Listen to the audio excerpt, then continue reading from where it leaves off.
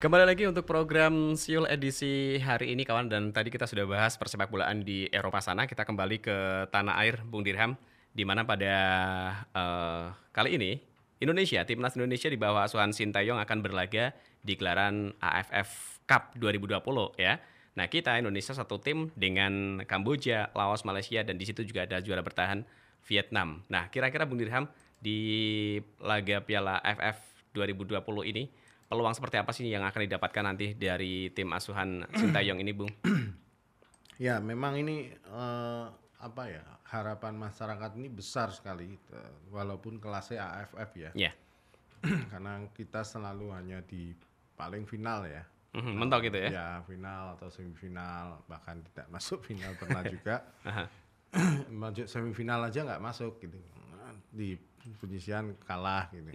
Nah ini ada harapan besar ketika pelatih sekelas apa Sintayong Sintayong. ya, pelatih yang pernah menaklukkan tim nasional Jerman di Iya, Piala Dunia di Rusia beberapa waktu lalu 2018. ya. Ini nama besar Sintayong ini sebenarnya menggetarkan banyak tim lain ya. Tim lawan ya. Bahkan terakhir kemarin kita bisa menang 4 dalam sebuah uji coba, menang besar 4-1 atas Myanmar yang selama ini cukup sulit untuk kita kalahkan ya. Tapi kemarin justru mudah 4-1 kita habisi. Iya. Nah, itu banyak yang menyoroti, terutama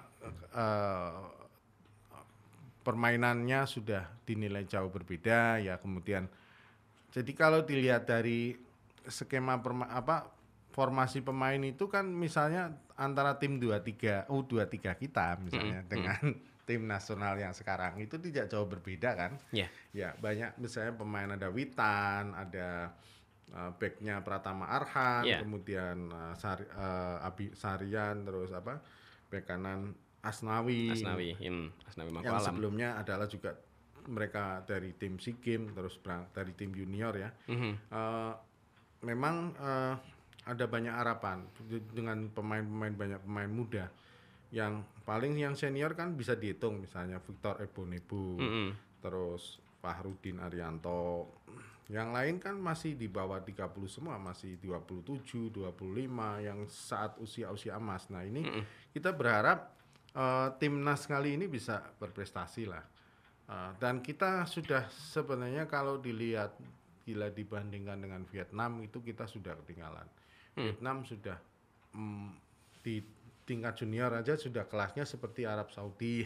Iya, iya. Kemudian di timnas senior mereka walaupun gagal mungkin di pra Piala Dunia, tapi penampilannya cukup mengejutkan. Artinya tidak selalu kalah mencolok menghadapi tim-tim besar, misalnya Jepang ya, menghadapi Korea, menghadapi bisa mengimbangi Saudi ya, tidak jelek-jelek amat lah. Permainannya banyak yang, jadi mereka sudah mentasbihkan diri sebagai tim yang levelnya sudah kelas Asia atas. Iya, iya. Nah, ada kemungkinan di Piala AFF ini Vietnam menurunkan tim lapis kedua, karena kan mereka juga, apakah mereka dengan tim mudanya atau kita nggak tahu, karena pelatihnya juga sama-sama Korea yang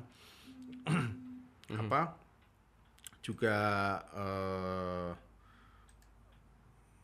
punya strategi yang saya kira Sintayong lebih diperhitungkan ya, nama Sintayong, walaupun mungkin pelatih Vietnam namanya saya lupa. Siapa dia? Sulit namanya.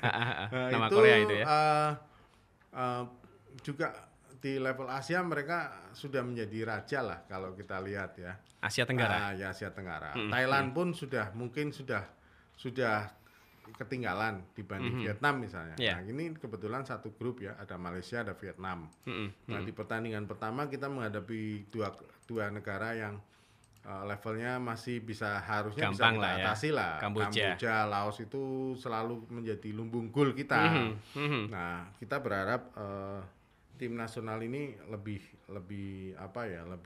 punya greget ya.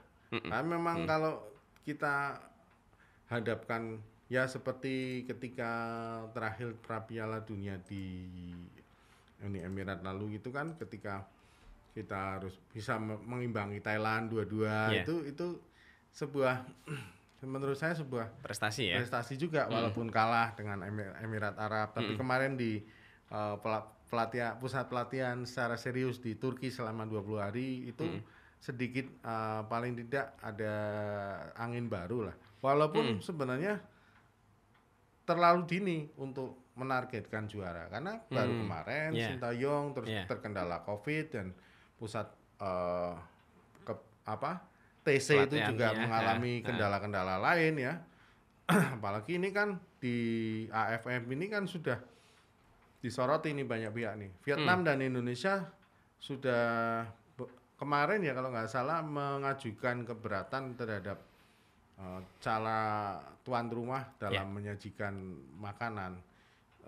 Dikritiki tim Indonesia dan mengajukan keberatan karena memang tidak ada model prasmanan ya. Pemain sudah dipakai istilahnya nasi kotak atau apa gitu ya. Sudah ada kemasannya. Nah itu dianggap tidak manusiawi oleh asisten pelatih kita dan Vietnam juga mengajukan keberatan. Nah kita ini harus yang kayak gini non teknis ini sebenarnya penting. Kenapa? Ini untuk gizi pemain. Ini harusnya kita punya tim sendiri, misalnya KPRI misalnya bawa kru disiapkan tukang sendiri masak, ya. Yang sesuai dengan makanan kita. Ya bukan hanya sesuai tapi yang sesuai dengan gizi. Iya, betul. Karena kan belum tentu kalau kita amati baik di klub besar pun gizi ini sangat sedikit bila kita bandingkan dengan klub-klub di Amerika Latin misalnya. Amerika Latin aja dah, kita jangan ke Eropa. Betul. Itu banyak yang harus dikritisi misalnya dalam penyajian karbohidrat ya. Tapi karbohidrat yang misalnya kalau di Uruguay dulu tim nasional kita agak kaget karena nasinya dicampur susu.